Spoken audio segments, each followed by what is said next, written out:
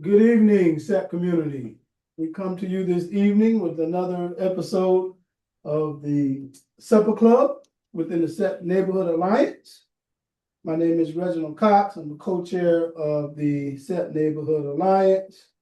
I have also with me in the studio tonight, co-host. Eric Mashburn. Thank you, Eric, in the house. We also have a old triple OG guest in the house who needs no introduction, but I'm gonna let him do it anyway. Chuck Whitman. Thank you, Chuck, for joining us. We also have a core panelist online, Mr. Montre Bennett. Say hello to the audience. Good evening. Montre. Good evening. Good evening. Good evening. Montre says good evening. Thank you, Montre. So as we've discussed in the past, the SET Neighborhood Alliance Supper Club is a communications broadcast. It's a part of our communication plan within the SET community, where we try to connect the dots and empower our community through civic engagement. And we also profess to help the city operationalize the SET transformation plan. Okay, and we do that by uplifting 6 principles that we all are familiar with now. And I must say, I'm pleased to see there's been a lot of activity around the principles in various organizations throughout the SET community. That's community wealth building, that is community capacity building. What we're doing tonight is community stewardship and engagement. We also have a strong, healthy community initiative in Delray Beach, various organizations, affiliates, and platforms. Placemaking, we do want our community to be beautiful, and we constantly work on that. And then we round out the principles with strategic investments. And we know there's a number of initiatives working towards uplifting that principle and all the principles. And so what we like to do is keep in constant communications in different forums. This broadcast is one of those forums, talk about the issues that impact us, that City Hall is charged with basically maintaining, operationalizing, nurturing, and we want to be with them every step of the way. That's what we like to say, Chuck, from formulation all the way through implementation. And so that's what we do. So we come to you all on the 2nd and 4th Mondays from approximately 6:30 to 8 as a general time frame. Sometimes it runs a little longer, a little shorter, depending on the nature of the conversation. But we do want to keep the community engaged and just keep the communications going around our local community. So with that said, we do try to have intergenerational contributions. Tonight, like I say, the millennial table, we have Generation X here. We have, the greatest generation up in the house on the borderline. And we like to just have that cross-generational discussion because we do think it's important in our fast-paced moving world that we have. The many topics that we've talked about in the past. Here again, the SET transformation plan is a recurring theme around the principles, a lot of work and activity going on. There's the brand in itself, and us developing that brand. We can use it for leveraging and getting critical dollars in to help and assist us with our initiatives. The entertainment district with West Atlantic is something that's important. We're keeping close, we're watching. As a matter of fact, Burning Conversations is going to be held on July 15th, as this Wednesday coming, Pompey, 6 p.m. The entertainment district is on the agenda. And that's also along with the property tax initiative that's coming up on the ballot. So we want you all to mark that down on your calendars as Burning Conversation. This Wednesday coming, July 15th, Pompey Park, 6 p.m. So please remember to attend that. Very important information is going to be discussed. Okay. So with that said, I am gonna just go ahead and jump right into some of the interests of tonight's participants. And turn it over to Eric Mashburn. I wanna know what's on his mind. And we wanna just help him get it off his mind. And we want to talk about it, okay? And so I'm gonna turn it over to Eric, and then we're gonna start a discussion on the Supper Club.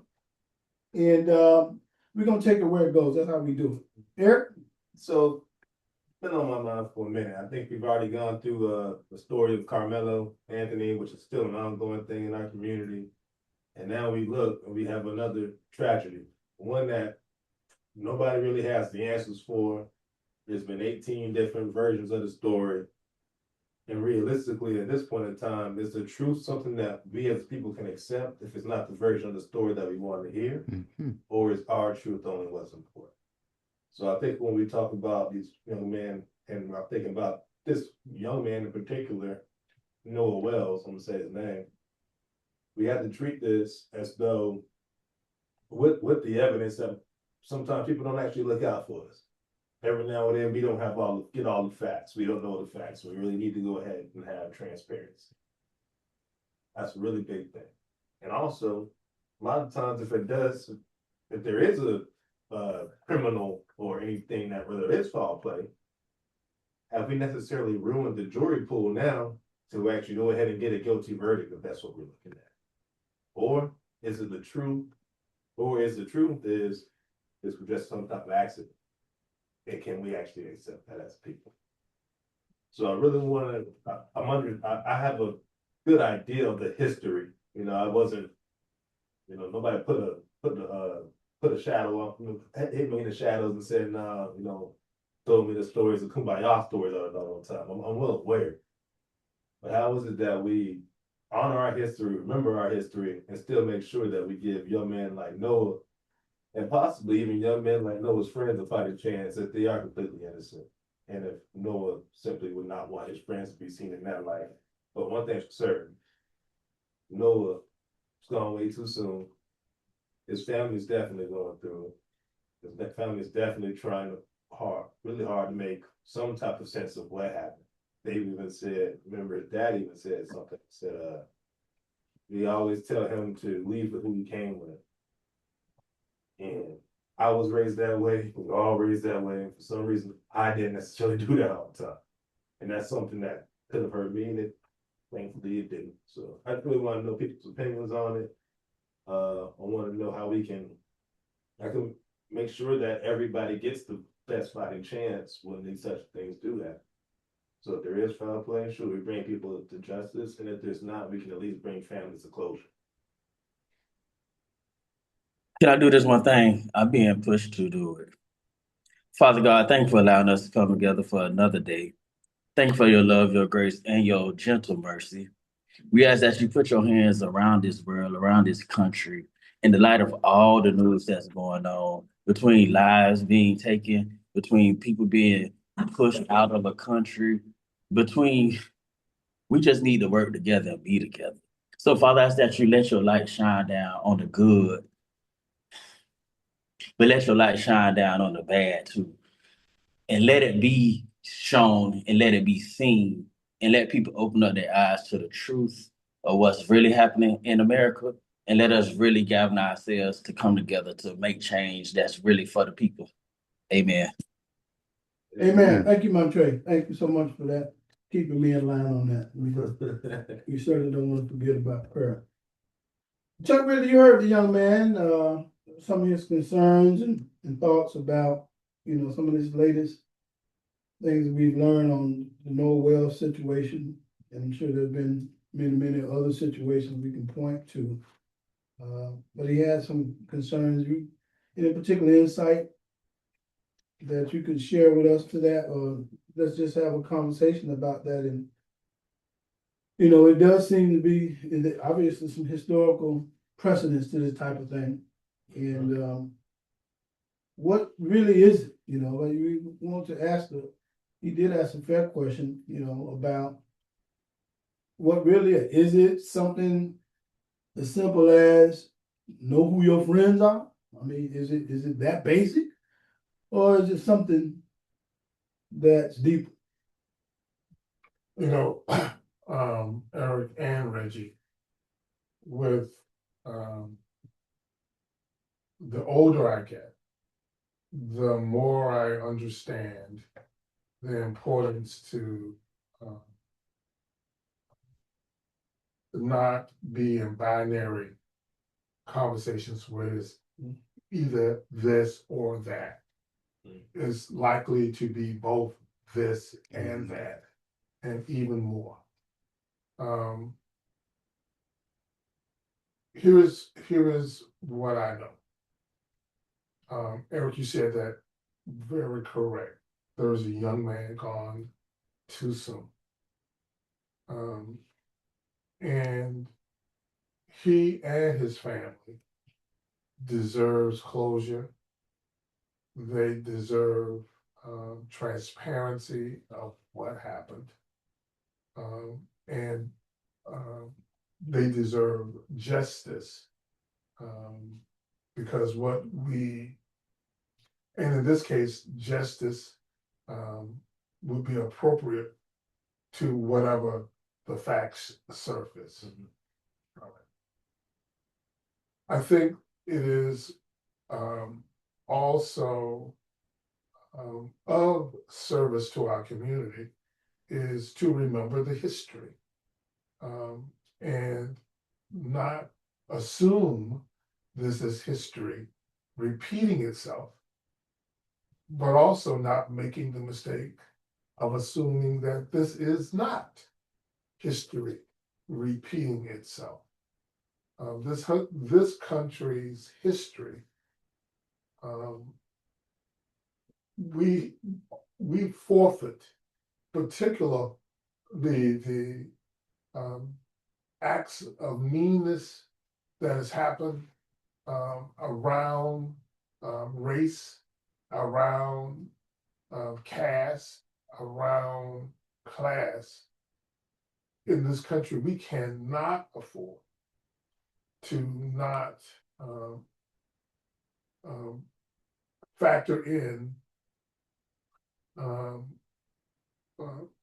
what history says, but we can't let it drive and cloud and force us to, through binary conversations, go down a lane. And that would be an injustice to us all. However, yeah, in my house, we had a conversation about this.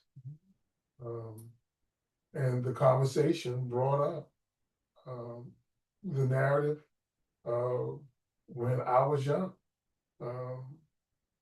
We were cautioned about the ill, just the meanness that could happen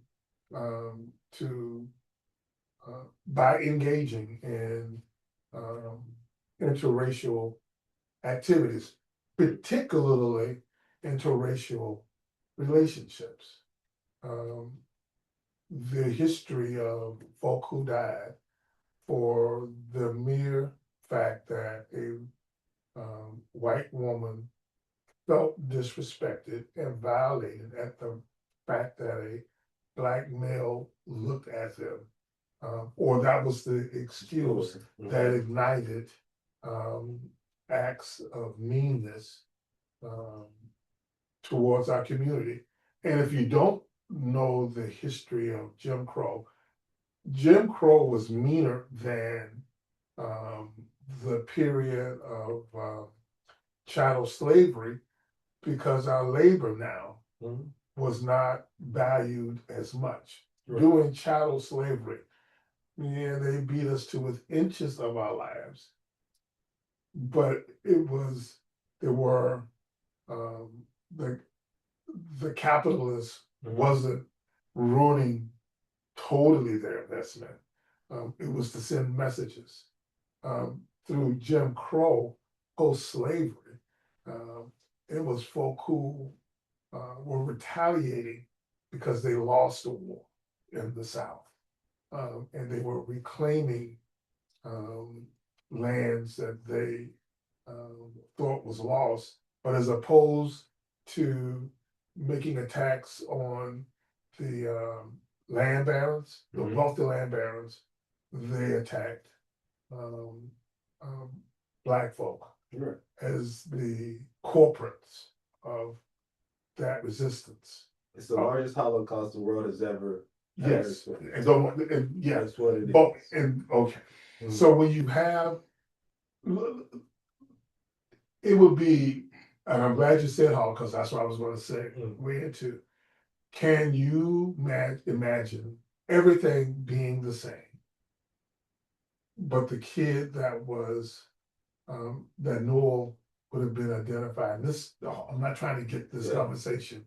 Let's just say he was identified as Jewish. Mhm.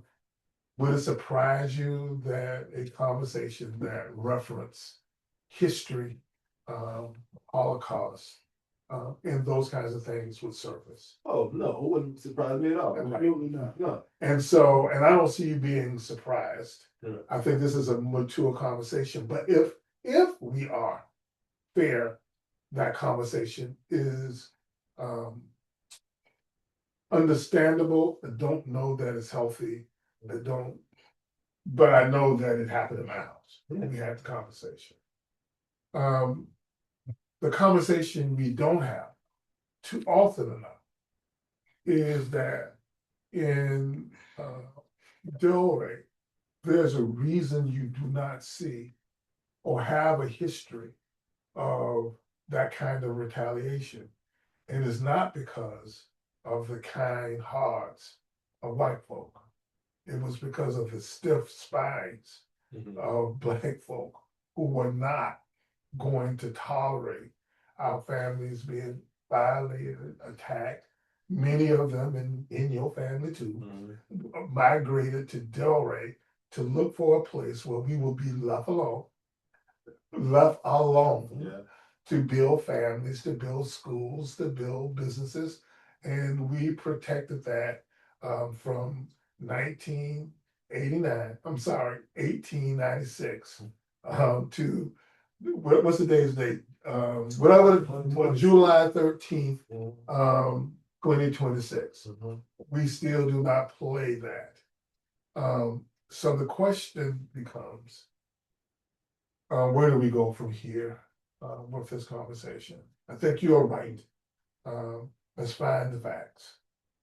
I think, but also let's find a place and space for the context, this conversation with historical context, Mhm. and begin to talk about where we go in the future.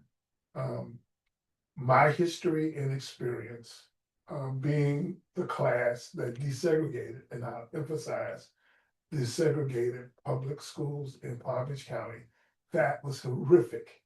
And we have yet to have a thorough audit of the trauma my generation went through as a result of that.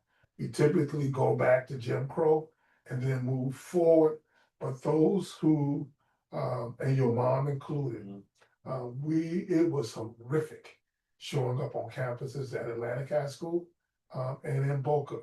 And many of us would not find ourselves in the same position as young, is it Noel? Did I say his name Yeah, right? Noel. Young Mhm.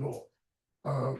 Now, when part of my conversation this morning with my children was, but Dad, you sent us to Henderson. Oh, and we had to listen to all of this Black liberation rhetoric, and we get to Henderson, and we only do you all's version, and you all sent us to a school Yeah. that actually had the same dynamics as you do now. Trust me, Cynthia and I thought we were doing the best for their well-being. They helped us understand, at least helped me understand what happened. And I was really brave. I told them I had nothing to do with it. It was all their mom, who immediately rejected that concept. But at some point, as a community, and I'm talking in this case, the Black community, really just need to navigate what this trauma means for us. Utilize these opportunities for healing. And maybe that's what you're trying to promote and push Yeah. with this conversation. There's like and you said it right too, when you said trauma and you went back to it, there's a trauma, the trauma comes with a response. Right. So anytime we see something that might even resemble something like we experience, all of a sudden the trauma response happens. And then you have these cases, and I hate when it actually does happen, because all of a sudden we have this case, and we're like, how did that jury get this whole thing wrong? Right. We sit up there in jury selection, and next thing you know, they said, oh, we gotta go ahead and mark him off the list. He done heard this story from this and this and this, and this is where his body's coming from, and then you say to ourselves, man, there wasn't a single black jury on that doggone, you know? It's where does and maybe you're right too. Like I had the conversation when I was growing up. I've actually seen it firsthand. Like I could have been Noah Wells. Like I'm not saying that these such things didn't happen, especially when I got to Tallahassee. Now when I got to tell, like in Delray, it was different. I remember my football coach in Delray, Atlanta. He said, "Black dudes, yeah, everybody you play gonna be scared of you, and the white guys, they ain't even no scared because there's only 3 of y'all. Y'all hanging out with all these brothers." That's how that whole situation came off. But realistically, sometimes you get lucky and sometimes you really don't. And by the grace of God, I'm here today. But I'll tell you right now, the guys that I came with to some of those parties, most of them whose parents live here and grew up here, we got into a situation, we all thrown. Whether it was me, black guy, white guy, whatever. If you was Delray really, really stuck together in Tallahassee. Okay, gotcha. Delray made sure Delray got back to Delray. That's true. I agree with that. So I don't know. There's no situation that's like I can find scenarios where maybe it wasn't foul play. Then also I can find a scenario too where it's just like, dang, you know, that he made this left turn and then instead of making this right turn, next thing you know, he ended up with the wrong one. And now you stuck in that situation. So our kids need to have this conversation. Our kids also need to be trained. You know, back in the day, everybody knew how to throw a punch because it was very rare to meet a person who had gone their entire life without getting into a fight. Nowadays, you hear all the time, 30-year-olds say they never got into a fight before. What's going to happen if the fight comes to you? It could be catastrophic. You know what I mean? Like, should you want to be do you want to be a gardener in a war or a warrior in a garden? What are you going to be? So our kids got to have that. We got to put that in there too. So yeah, do I think this is the last time we're going to hear or see a story like this? No, it's going to be many more. But I want us to keep getting used by it. I'm tired of seeing young men pass away. I don't care who it is. And two, I'm tired of the media using these stories, especially how they put the picture of him up with just 3 white guys, not his black best friend Javon that was also there. And now they go ahead and they gaslight you. And then guess what's right around the corner? Election season right around the corner. Yeah. Go ahead, Montre. I want to hear your thoughts on that as well. It's crazy how they probe the brains and emotions every year with these stories, and we get all attached to these with our emotions. To me, I feel like it's a play every year. These stories, some of the stuff being to happen, and it's just getting to the light. Yeah, I think about them boys that was traveling in Alabama. They found them on the side of the road. Like, anything can happen, and awareness is key. Yes, know who you are surrounding yourself with. We have to learn people and know people. That's why observing is key. If we don't observe our surroundings, if we don't observe people, we are lost. I'm complete. You know, this is an interesting dialogue. And like you, Chuck, I had discussions in my home as well. And got some perspective on it. And it's part of the healing, the coping, part of the coping is having these conversations. They're very, very helpful. especially, if it's an intergenerational conversation. Because you said, Eric, you said something that, kind of just hit me. Now I'll counter with, I done forgot more than some people can learn, I kind of forgot. But thank you for bringing that back to my attention. My short-term memory is not as good as it used to be. But, the sensationalizing of the mainstream media with what they want to uplift and when they want to uplift it, Yeah, right? in perfect time. Because, people who study, people and culture, right, and race, know that this is not like that was an isolated event, Right. right? Mhm. I mean, you did mention the greatest Holocaust and Exactly. who it was done to. Mhm. So if you want to do something about, A, B, or C, is ways to do something about it. Right. It's more broader, more global ways to do things about that. If it's really a concern, and Mhm. who is a concern to. And so, visualization and sensationalizing can drive us, it can drive you different ways. Yeah. Look at look at the mega cult. Mhm. It can drive you different ways, right? And so I think that we have to be careful. We have to be careful. You said it's going to happen again, but there's reasons why. You also said, as when we came up, they called it training. Okay, they call it training. Right. That's raising the kid. Yeah. Train you train up what and one ain't got that boy. His training ain't too good. And so that goes with this too. We're not, this is not about blaming. Blame can be spread across the board. Right. Yeah. You know what I mean? It can just really be the whole spectrum. Okay. But I also think that in terms of a response, and Chuck, you said it has to be more than a binary solution, a binary conversations, putting the response where it should be really on a regular basis, not just when, these tragedies happen.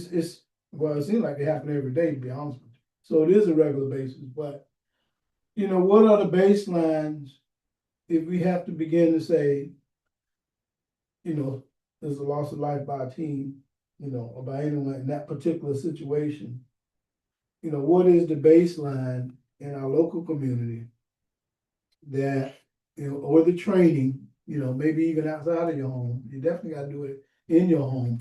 But what's the basic level of training that has to be, that we wanna really convey, in these group dynamics, okay? Because I know, as controversial as it may seem, when we talk about these things, when it's sensationalized, okay, black against white, and we didn't make it that way. We certainly Right. didn't make it that way, okay? Yeah. And we can't be silent on it, okay? But we know the controversial flip side of this is, well, y'all shooting each other. I'm just gonna bring it up. That's what they gonna do. I'm just gonna, now I didn't want to go to it. I didn't want to go to it in my house. Right. Because I ain't talking about that. You know what I mean? But there is the, that gonna come up. Correct. That gonna come up. So I think it goes back to, really what you're saying, some of the things you said about, is it, or I think I even said it, is this just a conversation at the foundation, or is it deeper than know who your friends are? Is that the lesson in the household? Know who your friends are, young lady and young man. As you're being reared up. There's a comment. Is that the main equation and the main conversation coming up as young people? Like for example, my son asked me, Daddy, can I go here? Okay, yeah, with who? He give me a name. I say, who is that? Now, if I don't know, you know, if you ask me to go somewhere with somebody, because you have to ask, that means you're not grown. You have to ask me, right? And I don't know who it is. And I say, yeah, I don't know who that's on. I'm just giving an example. Right. I'm just giving that's just one level of engagement with these kind of things. And so, like, if we say this is the whole training, this is the training train. What's the main ingredients for the training train? You know, and I'm not knocking anyone parenting in that sense. I'm just talking globally. But that's on me. I gotta be, you know, hey, where you going? How far do I want to go? That's the Yeah. you know, the spectrum of this thing. You know, I really don't want him going nowhere. Nobody. I don't know who it is. At least I need to know some basics. I feel like at least with the boys, when they're, you know, male to male friendship or whatever, you should probably at least, you're gonna end up in a scenario where you're gonna meet that kid's parents too. And That's that's another where the thing. real That's thing is. interesting. Like, I'm gonna know your friend, I'm gonna know your friend's people. That's a good point because I don't think that happens. Maybe that happened back in the day at some point, but I don't think that happens a lot. When I was growing up, it happened. My mama knew all Well, my friends. yeah. That's how it was. Yeah, but I don't know. I don't think that happens. And could yell at them too. Pull you out. But you know but you're talking about some dynamics that we've seen erode in our communities. It is rude. You know. Montreal trying to jump in. I want to also say,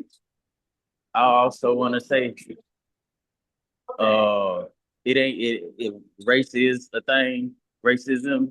But if we look at some of the other storylines that came out, some of it was just black people too. Like they went to the islands and the girl went missing. Like that stuff is crazy to me. So you gotta be aware of your friends and know who you surround yourself with. Like my son hang with Braylon, and Braylon them hang with Kenton, and Kenton them with Jenny and Teddy and Jace. I tell them, look, y'all is brothers and sisters. One go, all go. Y'all take care of each other, help each other, and teach each other as y'all go. Quit all that fighting and stuff and be together, work together, be friends. Montreal, and in that conversation you just had, the grandchildren of Miss Evelyn Mitchell and Miss Mott Willingham. Anytime I'm with them, I tell them who their grandmother was and what they meant. In fact, their grandfather too. The grandfather would give me, they knew how to give me the look. All right. The grandmothers did a little bit more than give me the look. And Montreal, the reason I say that is that all through my children's life, and Reggie, you're right, it is parenting. But I want to point out something special we have at Delray are these intergenerational relationships. Let me give you an example.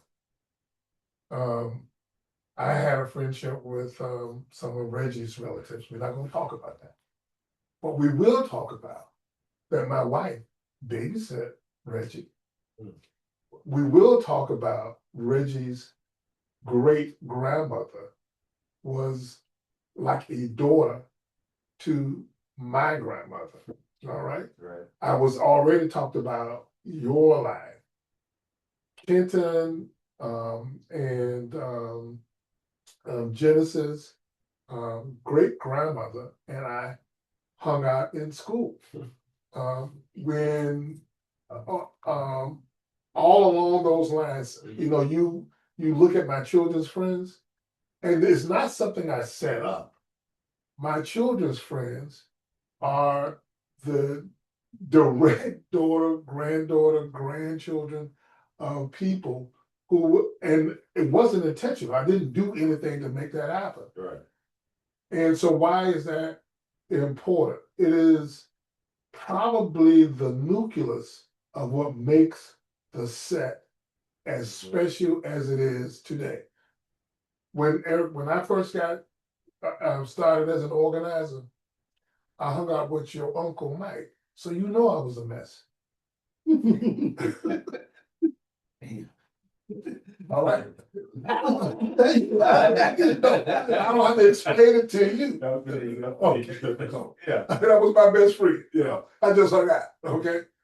So when I decided to be an organizer, folk who should have looked me out of the side eye would not, and came and told me, boy, I'm going now. Well, I guess they did look at, as I think about it, it was the side eye they was giving me. But what they said, but it's what your grandmother or your grandfather did for me when I was young, that they gave me a chance that I'm gonna give you. Mm.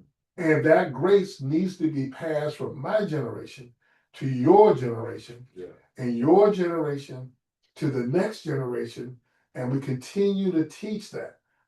We had community all across this country, what the sets still have, with all we don't get right, we still have community.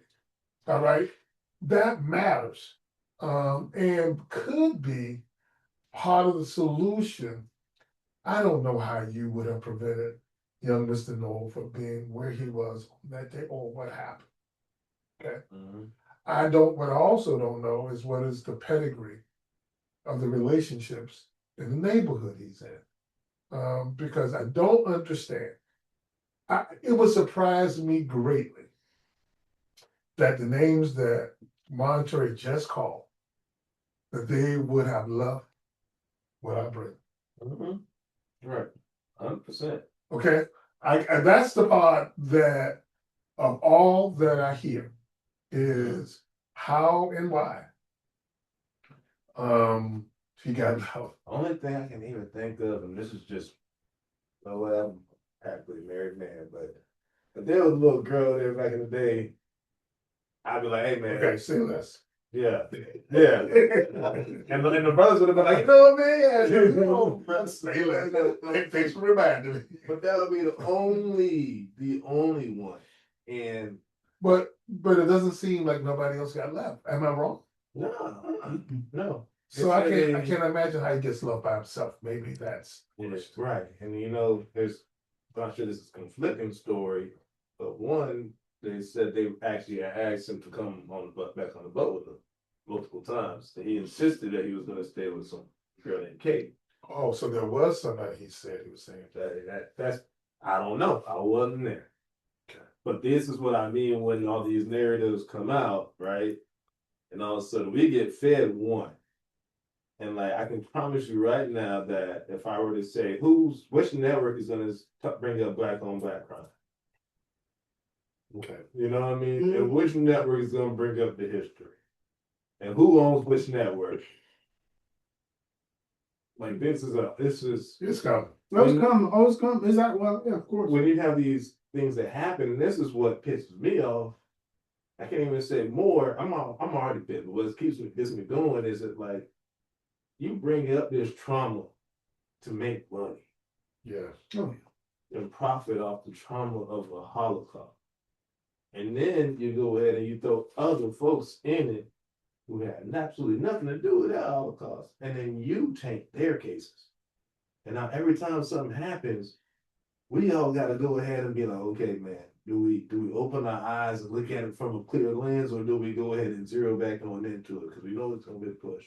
And eventually, you keep playing that game. Eventually, they're going to be right. Eventually, you're going to be wrong. You're going to be like, well, here we are again.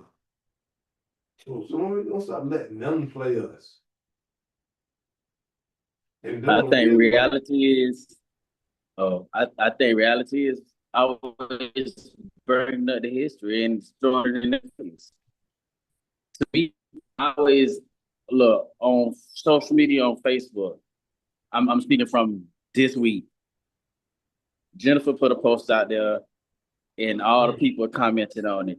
And I went and commented to everybody. Your life is only temporary. You ain't gonna live forever. You can't take none of the stuff with you when you dead and gone. So stop it. Y'all done did all what y'all done all across the world, and you still doing the same thing. And now it's time for us to stop playing in their game and separate ourselves from this system and tear this thing down. Now, I believe what the white people did at the Capitol was what needed to be done. Now, they did it. We should have been doing it too. It should have been a whole bunch of us doing it because that's this whole system that's keeping us captive.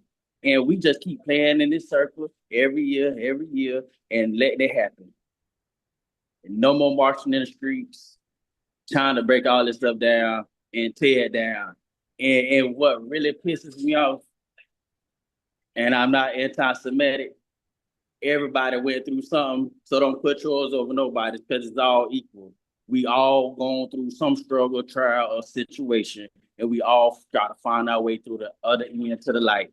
So don't put yours over nobody's and look at it all as one, because your torture is the same torture that they did to people in America.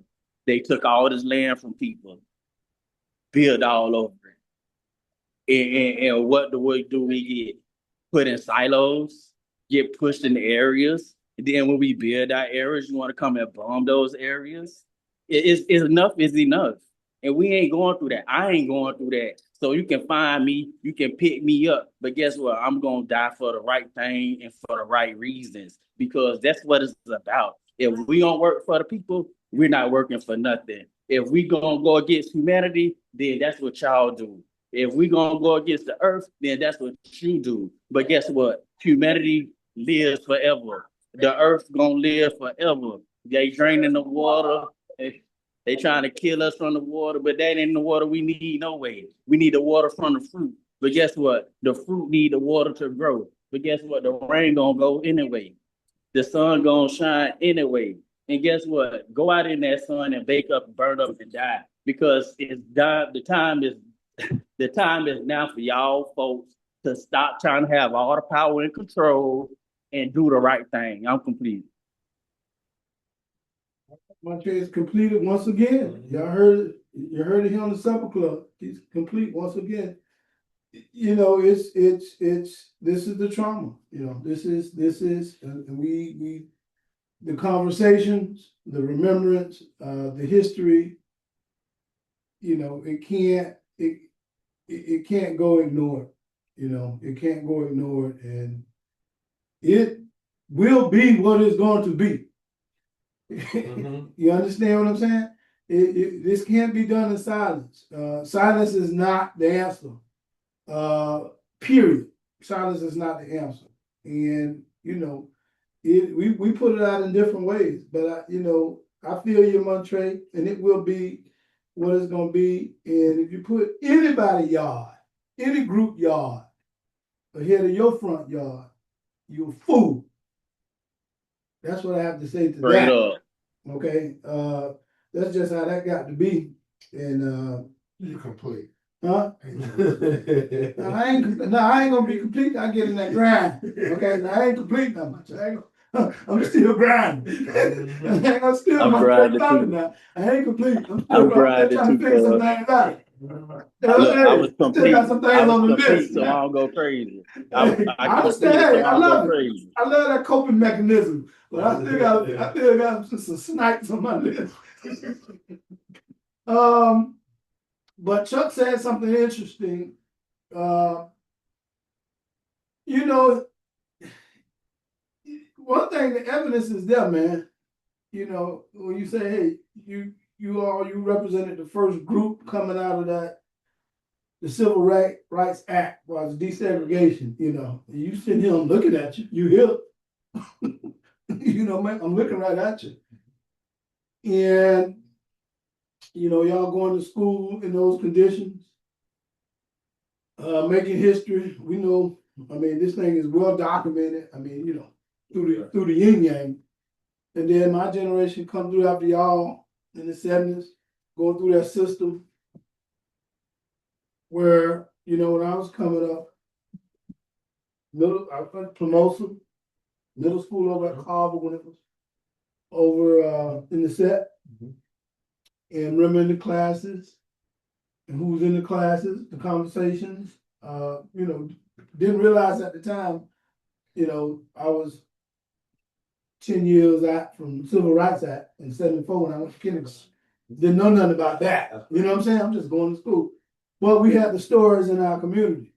We had the stories in our household about how we need to operate, you know, to survive in the community and outside of the community. But as far as the legislation, right, towards equity and equality and towards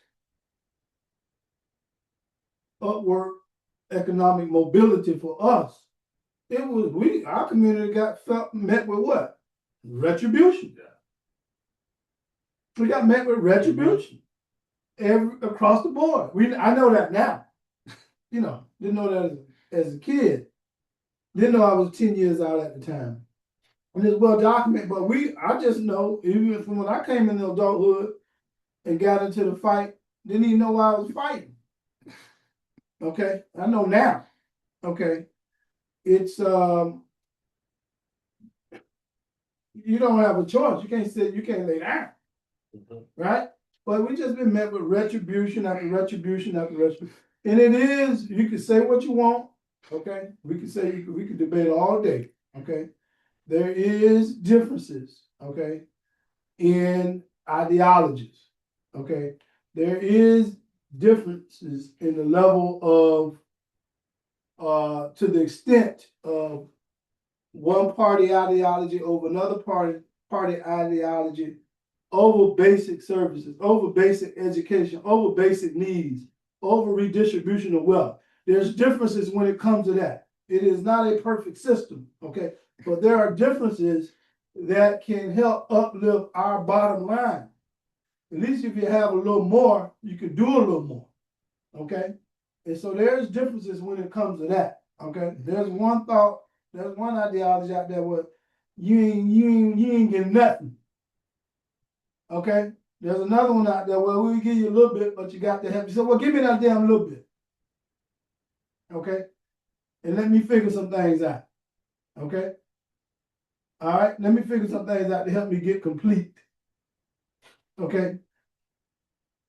And you ain't giving me nothing anyway. I already earned it. You understand what I'm saying? Like King said, just do what you say, what you wrote on paper. Just do that, what you wrote on paper. Because we know that paper means what? When it comes to us, pretty much nothing. Yeah, right. Then we got to fight for everything. We have to, in other words, make them, when I'm talking to the institution, because it's structural, make them do whatever they do. We got to make them do it. We have to make them do it. That's the complete, that's what, I almost cussed. But that's what. Me cuss again. Huh? Me cuss again. I mean, That's where we gotta be, that's where we gotta be complete at. You have to be complete in understanding. We have to make them. Okay, now, if our best, or one of our best strategies to do that is voting, and understanding the importance of voting is the way to do that, because the other way to do that is that's to shoot up everything. Yeah, I said it, because that's the other way. That's the other way, just get it gone now. You know what I mean? You either go out there and vote and try it that way, or just get gone now. Right. You know what I mean? It could be a lot of get goneness across the board, right? And so that is the importance of having the mindset in the sense of the nature of who we are as a people, as a communal people, saying, but then when we go try to vote, what do? They gerrymander that. Okay, they make that, they change them, move the goal line. You went over here, you went over there, then you look up, I thought the goal line was on 12th. Goal line on 5th now. Yeah, and so that's really the challenge, I think. That's why broadcasts like this and many, many thousands of others throughout the country, from the highest, philosophers to the academics, to the clergy, to the grassroots, everyone. I mean, this, who's having the dialogue, brave enough, have enough spine to at least have the conversation, to try to do their better. When you know better, you do better. That's why this is therapy. I'm learning now. It's coming to me now, right? Why I do what I do is therapeutic. It's to keep me from acting a fool. So I'm to understand you don't act a fool now. That's not what- You know, our community is organized, like, you know, these are community organized every day, or else. You know what I mean? Give me some. Right? Because that's the level of trauma, you know, when you learn, and so that's why, you know, the folks against our best interest wants to take it out of books, want to take it out of schools, you know, want to pull you away from those opportunities to engage in a better America with others. They don't want you around those others that you can persuade, that you can make sense with, that you can have a dialogue with to say, hey, this is a better way. They don't want that. They want to pull you away, okay, from those conversations, from those environments. Okay, put them behind gates where you can't access because they don't want that the goodness that you can bring to the table pouring into those individuals. And they put money behind it. Too. Okay, and they put money behind it. And then they come into our communities and get what I call buffets to help them. Now that's the, you know, that's a whole nother segment. They get the buffets to help them work against our best interests. They don't want your goodness going out, Mr. Tuck, your goodness pouring out to make a difference. Okay? Like King says, my little children playing with white boys and little children. That's America. They don't want that kind of America because that gets that spread that money out. That spread that money out. Anytime they try to get a little bit of togetherness, they be like, man, let me go ahead and get in this. Right. Real talk. What is it, the art of war? Why would I ever stop my enemy from making a mistake? Okay. So they don't try to stop it every time we get a little good. They spread that money out. Yeah, you know you're working on something right. You're working on something. Let's get that money. And then y'all want to, you know, repopulate stuff. Right. And then they want to react or bring back policies about groups. Like, come on. Florida groups.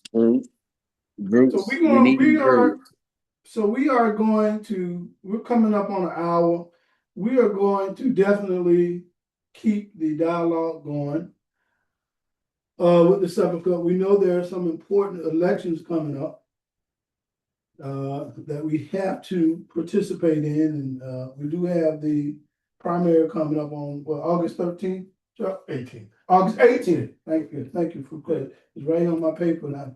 I thought that was my own birthday. August 18th, the primary is coming up. Also, don't forget City Commission on Tuesday, workshop 3:30 Cemetery. Okay, thanks, Montre. This Tuesday, which is the 14th, Yes. the workshop for the Darien Beach Cemetery is on the agenda, and the workshop starts at 4 p.m. I want to say 3:30. Oh, 3:30. Okay, we'll say 3:30. And that's this Tuesday. That's very important, community. And that would be actually tomorrow. Yes. Yes. Yeah, we're here at 6:30. Yes. Tonight. Yep. So that would be actually Tuesday the 14th at 3:30. The cemetery is on the agenda. It's very important. We brought the cemetery. We discussed on the Supper Club a few episodes back. Commissioner Burns was kind enough to respond with asking the rest of the commission to do a workshop after our concerns on the Supper Club and some additional community concerns. So they're going to have a workshop, and it's very important for us to stay engaged with that. We did mention burning conversations. They'll be on the 15th at 6 p.m. at Pompey Park. Now, before I close out, I do want to acknowledge the work of Dr. Deborah Robinson in our community. As you know, she served for a couple of decades, if I'm not mistaken, on the school district. 22 years. 22 years. The school district board member of Palm Beach County School District 7 in 22 years. And I think if I'm not mistaken, that district was created. That district didn't exist. She was the first, there've only been two people in that district. Yes, she created it. And served it for 22 years. Okay, now this is very important, community, because, you know, we don't share this information or learn this information or wonder why the way certain things are and where that heavy lifting came from. Some things we will miss because there's all kinds of and different versions of stories that are out there about this individual, individual for political gain or political expediency. So sometimes knowing the roots of things helps us make decisions and help us align with interests that are gonna be in our best interest. And Dr. Deborah Robinson surely was a friend of, and still is a friend of the SET community with her undown work as it related to the Carver, the historic Carver site, the technical center, technology center that we have over there, and the restoration of the old gym that we have to get more engaged with locally ourselves. I don't know who even uses that, as we should be using it more as a community. So those are some things, that facilities there has been brought there largely because of her efforts. In our last few terms, working hand in hand with the SET community. And Dr. Robinson's being the first school board district member of District 7 in Palm Beach County is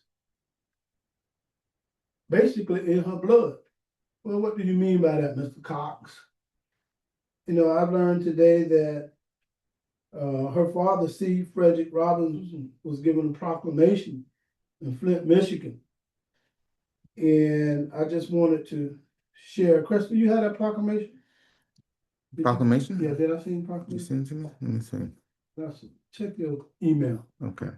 and see if you got proclamation. But I just wanted to share with our audience before we close out the pedigree, the background, and the history, and why, you know, Dr. Robinson being the first on contributing to that school district and community service and stewardship and engagement and community justice. And she also obviously is a medical doctor, health justice.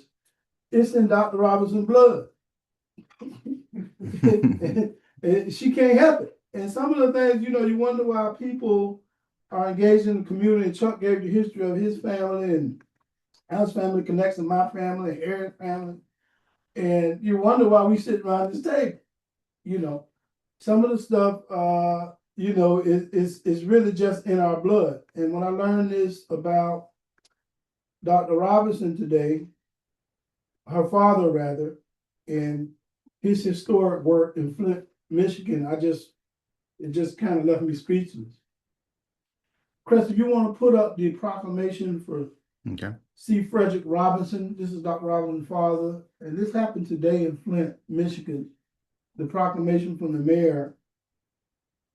And looking at this, I'm just going to read it because I just think it's important. I do want to uplift her work and uplift the work of her father and many of those who paved the way, because we begin to understand, and it is important.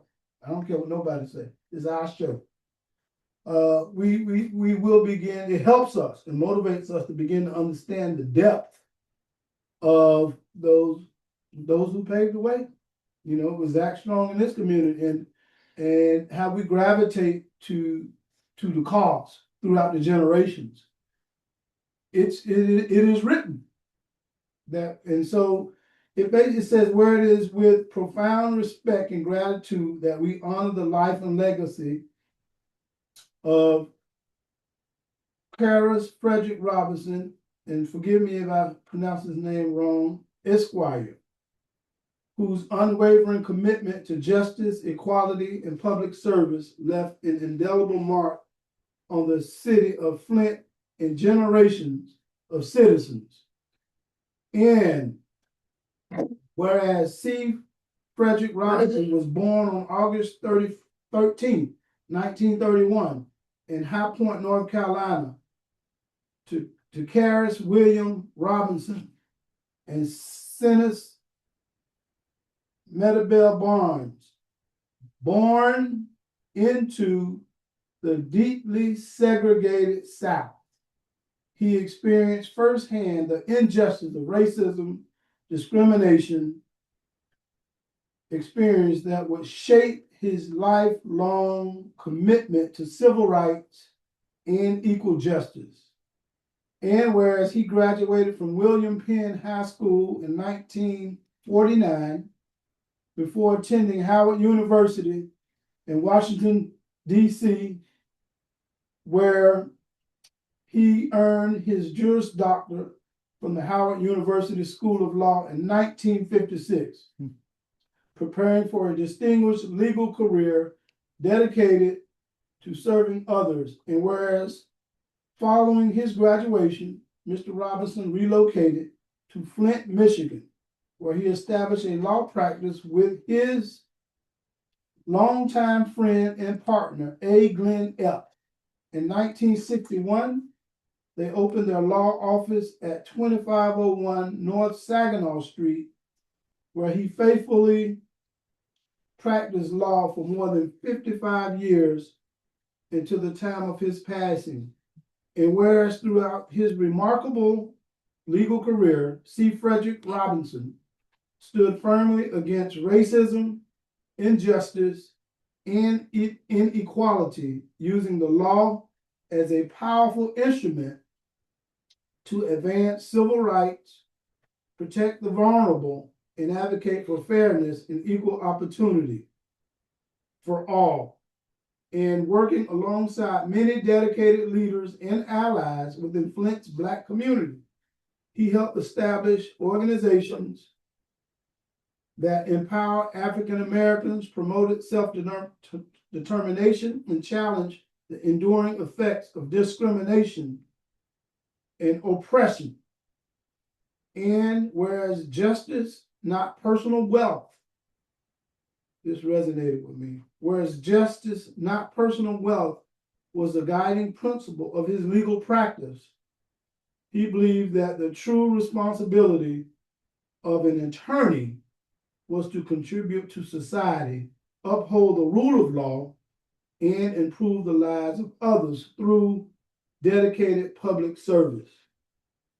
And whereas C. Frederick Robinson was a man of compassion, humility, and grace, he understood that no person is without flaws, believed deeply in redemption and second chances, and inspired countless individuals through his wisdom, encouragement, and unwavering faith in human potential. And whereas his influence extended far beyond the courtroom, as he served as a trusted member, loyal friend, steadfast advocate, and respected community leader whose guidance and example continue to inspire future generations. And whereas Frederick Robinson lived a life defined by courage, integrity, perseverance, and service, leaving behind a legacy of justice, leadership, and hope that continues to strengthen the city of Flint and all who were privileged to know him.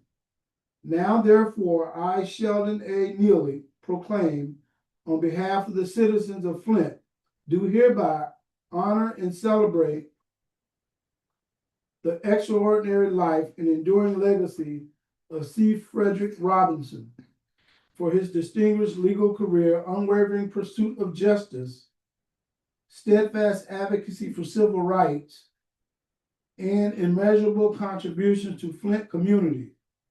His lifelong commitment to equality, service, and empowerment of others shall forever be remembered with gratitude, admiration, and appreciation on behalf of the citizens of City of Flint, do hereby honor and celebrate C. Frederick Robinson Esquire for his extraordinary service, visionary leadership, and enduring legacy of judicial excellence by symbolically dedicating Baker Street as C. Frederick Robinson Street in the city of Flint. So that's the proclamation. I'm happy to share that and read that with the audience. And then we'll end up playing a little clip of our senior stateswoman for our county, Dr. Deborah Robinson, speaking at her father's proclamation in Flint. Do just a second one. Okay. She's in 3459.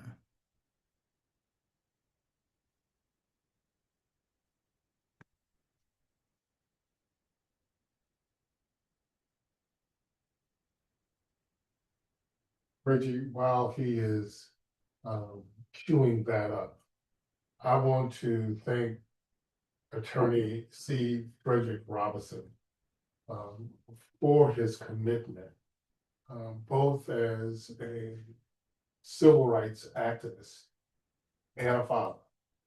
His daughter, Dr. Deborah Robinson, has been an inspiration, a colleague, and a friend, not only to the sect, but to the Ridley family. You're correct when you say she spent 22 years in office. The last 12 in duress, because the eldest table, Alfred Zach Strong, David Randolph, pleaded with her to continue that work. And she did until she just could not anymore. When you hear that resolution, it tells you what happened. And it also, I'm gonna get beat up. You could also tell she was a daddy's girl. And having two daughters of my own, and watching their love for community organizing, and as a father, you can see the look in their eye when they look at me, like, Dad, did you see that? And to my daughters, yeah, babies, boom shakalaka. Absolutely. Thank you, Chuck. Thank you for that. Awesome. Okay, Chris, let it roll.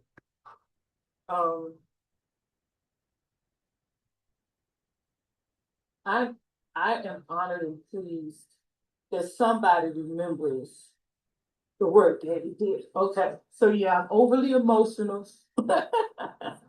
Always, but there's two things I wanted to share, 2 points, because I think Rachel and Tayson basically covered most of it.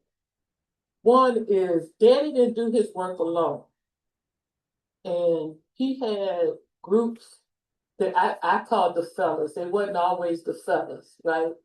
But the fellas who were, in my child's eye, would be at our house on Sunday watching the football game and talking about what they needed to do in their respective roles to make life better for others. I didn't hear conversations about what they were going to do to make life better for them. I heard them talking about changing these institutions and these structures and bureaucracy so that people could actually climb up, right? I grew up reading the Flint Journal to read what bad things they were saying about my daddy, right? Like he was public enemy number 1. And then trying to juxtapose that against what I heard on Sundays when I was making sandwiches, okay, for the fellow. And that's when I started to understand the hypocrisy in this world, right? And even then, now we're in the land of disinformation now, but there was disinformation then, right? And I look, listening to these people talk about how they were gonna work inside and outside of institutions to make system change. And I think that that's what each of us has continued to try to do in our own way, as we learn those things from Danny. But the other thing I just want to share, and Taysom hit on this, it doesn't come without a price, right? So I remember very clearly, I think I was in junior high, and Daddy came home late one night, and as he was putting his key in the front door, his car in the driveway blew up and caught fire, right? And when the police and fire came, and the policeman stood there and said to Daddy, the catalytic converter caught fire on the leaves. I'm like, well, Daddy, ain't no leaves. I'm the one who break the leaves. Ain't no leaves. What lie we telling now, right? It doesn't come without a price. Daddy was sleeping with a pistol under his pillow. Daddy would warn me about basically keeping my eyes open for what was going on, because now I understood he was telling me somebody might come mess with me because of his advocacy, right? I remember when his frat brothers had moved in Grand Blanc, and somebody burned a cross on his lawn, right? And they took turns protecting the home, right? It doesn't come without a price. But guess what? What I see now, not only do I see all this disinformation, what I see is that we have so much become so individualized, that we are so okay with just looking out for ourselves and making sure we making it, right? That's not how they roll. That's not how Daddy accomplished all these things that have been mentioned, right? In my eye, Flint wouldn't have had a water crisis if Daddy had not been murdered. Okay? I remember Daddy fighting against state takeover of the leadership of Flint. See, these things, they have consequences, and therefore we have children in Flint with brain damage. Okay? Okay. So I'm gonna cut myself off, but I thank you, Mayor. But it is so sad to come back to Flint. Flint is not what it was. And I ain't blaming anybody because I don't know who I would choose to blame. But I'm hoping you will get your fellas, okay, Michelle, and get this together, right? Because when I say I'm from Flint, people go, oh, it ain't good. It ain't good, okay? Bring it back. Bring it back to better than it ever was. And bring it back for those of us who are not so blessed. Because that's what Daddy would have wanted. That's when you, Mayor, when you and your folks see that sign you're going to unveil, that's what I want you to think. We got to bring this back for those who are not similarly blessed. Thank you. And thank you for being here. Thank you. There you have it, folks. There's no words that can really come behind that. We know those who advocate that, yeah, there is a price to pay. You could have led with that. That's a whole episode. Yeah, that's the stewardship that we profess to do on all levels, okay? And so I won't exhaust that, but I do want to remember, the Derry Beach Alliance Voters League, Deborah Walker. Deborah Walker's number, we give it every show. You can call Deborah Walker 305-924-6502. That's 305-924-6502. Deborah Walker is the president of the Derry Beach Alliance Voters League. Okay. She believes that, as I do, that voting is a superpower. Okay. Ain't nobody coming to save us. All right.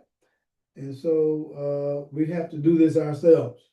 Okay, if you're interested, why do I think you should vote? If you're interested in affordable housing, if you're interested in a safe community, if you're interested in health justice, if you like to get paid a decent salary, hourly wage, insurance reform, if you're interested in high quality public education, if you're interested in fair policing policies, if you're interested in voting rights and getting your fair share of contracts from local government and state and federal government. The government funds hundreds of millions of contracts for decades. If you're interested in those type of things, then you should be a super voter. And if you need to know how to do that, you need help, give Deborah Walker a call. All right, with that said, I think this is going to conclude another episode of the Supper Club. We'll be back on the 27th. We're on the second and fourth Mondays at 6:30. We want to thank our sponsor, Visual Adjectives, Delray Beach, for their hospitality in the broadcast studio. That's Visual Adjectives in Northwest 5th Avenue in Delray Beach. And we want to thank their generosity in assistance with our civic stewardship program. Thank you and good night. Good night. Adios.